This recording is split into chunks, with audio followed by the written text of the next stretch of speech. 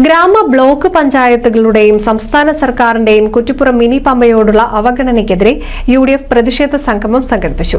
സംഘം സുരേഷ് പുൽപ്പാക്കര ഉദ്ഘാടനം ചെയ്തു. പ്രതിഷേധ സംഗമം സുരേഷ് പുൽപ്പാക്കര ഉദ്ഘാടനം ചെയ്തു. UDF നേതാക്കന്മാരെ, സഹപ്രവർത്തകരെ, സ്നേഹശീലരായ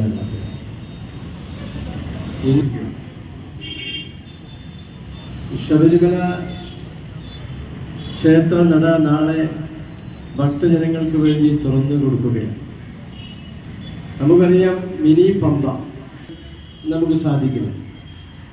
അദ്ദേഹം കേരളത്തിൻ്റെ മന്ത്രിസഭയിൽ ഈ നിയോജക മണ്ഡലത്തെ പ്രതിനിധീകരിച്ചുകൊണ്ട് MLA ആയിരുന്ന കാലഘട്ടത്താണ് ഈ മിനി പമ്പയിൽ ഭക്തർക്ക് ഇറങ്ങുന്നതിന് വേണ്ടിയുള്ള സ്റ്റെപ്പുകൾ, ഭക്തർ കുളിക്കടവിലുണ്ടാകുന്ന പ്രയാസങ്ങളെ VK ഹരീന്ദ്രൻ അധ്യക്ഷത വഹിച്ചു.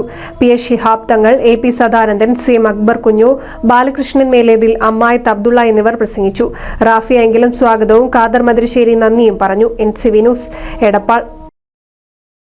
എടപ്പാളിൽ 1 രൂപയ്ക്ക് ബെഡ്ഷീറ്റ് 500 പേർക്ക്.